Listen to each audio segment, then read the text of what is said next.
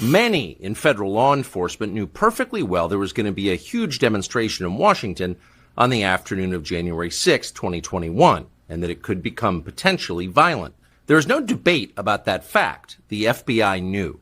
But it's also clear that many on the U.S. Capitol Police Force, the frontline officers who protect the Congress, did not know. They had no idea what was coming. And because they didn't know, they were completely unprepared for what happened that day. That is a very strange failure of communication, and it has never been explained.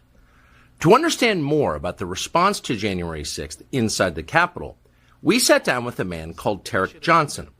Johnson served as a Capitol Hill police officer for 22 years. On the day of the protests, he says he was responsible for securing the certification of the presidential election. If there is anyone at the very heart of the January 6th story, it's former Capitol Police Lieutenant Tarik Johnson. And yet, for some reason, the January 6th committee never called him to testify. My voice was one of the first ones you hear on the audio transmission, so I did expect to get an interview at some time, but no, it didn't happen. I guess the focus was on Donald Trump. According to Johnson, no one answered his numerous pleas for help over Capitol Police radio frequencies. Johnson says he, quote, didn't hear anything on the radio. According to Johnson, Yogananda Pittman kept vital information about the protests from frontline officers like him. Pittman was the assistant chief of the department in charge of intelligence operations. We should have been better prepared that day, and we could have been better prepared that day if the information was disseminated like it was supposed to be. Once protesters moved inside the building, Johnson's first concern was the safety of senators. His job was to protect them. In rising panic, he called over the radio for direction and assistance. Even now, 2 years later, he is baffled by the response he got. I was requesting permission to evacuate the Senate side, the Senate chambers, because I had a clear line of sight to get them out the Senate door, and I didn't get permission. The dispatcher called a couple times to see if I can get permission.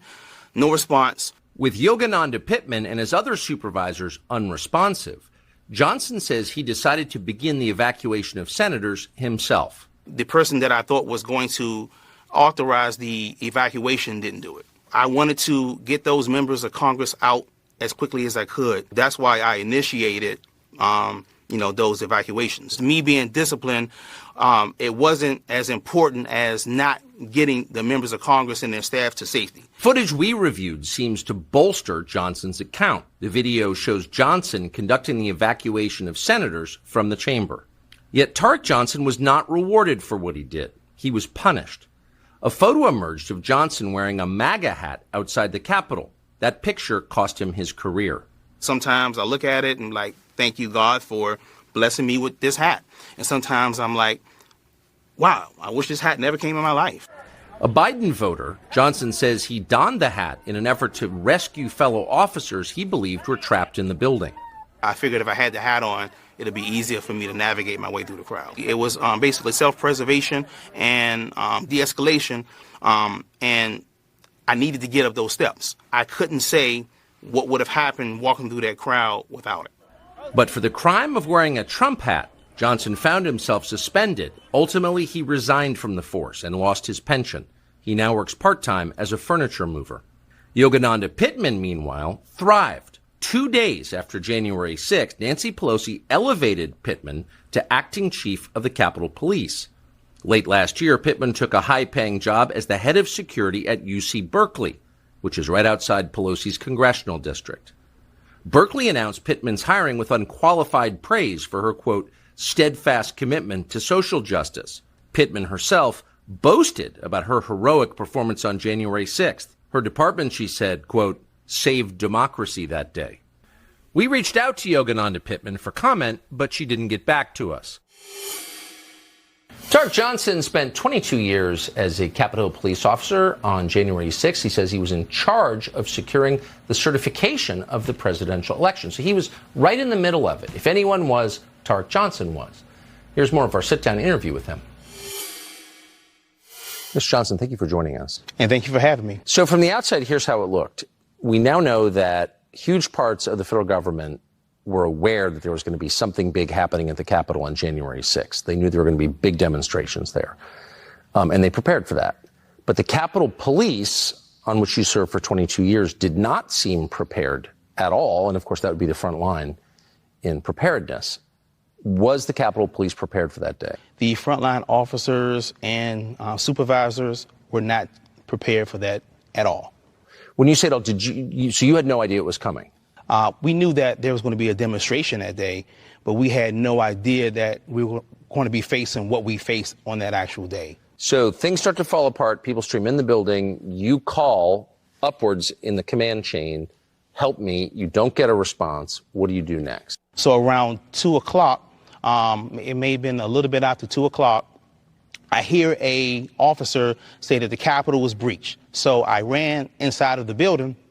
I ran, to assist. I knew that that location of where that first breach occurred was near where the members of Congress would be locked in. We initiated a lockdown, so that means the chamber doors on the Senate side and the House side were locked. So that means the members of Congress would be safe inside those locked rooms. Yes. So I ran over to the House side first to make sure that those doors were locked. Then I ran over to the Senate side to make sure those doors were locked. So I asked over the radio, and I say something to the effect that we need direction. We have hundreds of people inside of the building. What do you want us to do? We need some direction. I heard no response.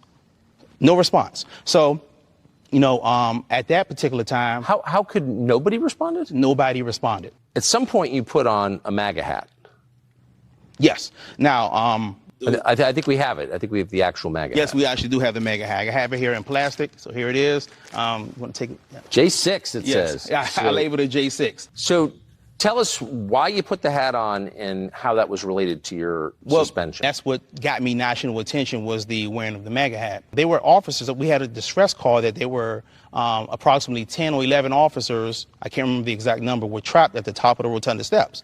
So I elicited the help of some CDU officers to help me go up the steps. And I kept yelling that all the way up the steps, giving people high fives, trying to make it up the steps to get to the guys. And as I was going down, there was a demonstrator on, I believe he was on my right side of me. So he reached over. I didn't know what he was doing. I didn't know if he was going to hit me. And he put the MAGA hat on my head.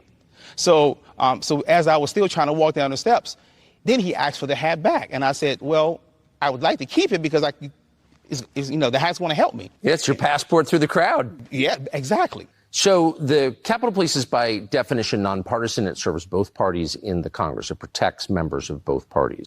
100%. And it has to be that way.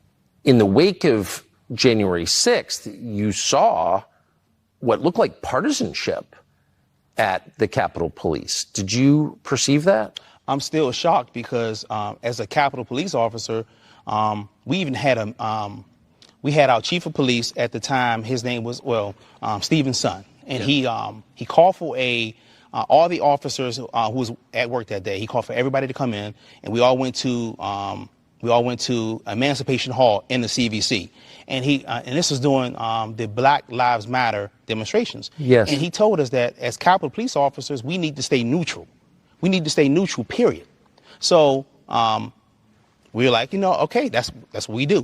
Because we protect Democrats, we protect, Republicans, we protect everybody. So we need to stay neutral. So then after January 6th, you had some police officers who wasn't neutral. It didn't seem neutral. At all? Yeah, and that was an issue, yes. So, that devalues the credibility of Capitol Police, doesn't it, if they're allowed to be partisan in public?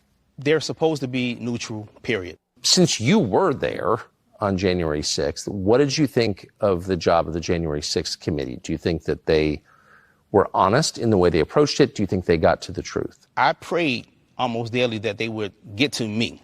I was never asked to testify.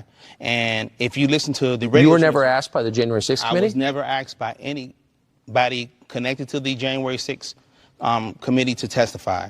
I ask myself why every day. And every day I might have a different answer, but I looked at what pretty much they focused on Donald Trump and not the failures of the Capitol Police.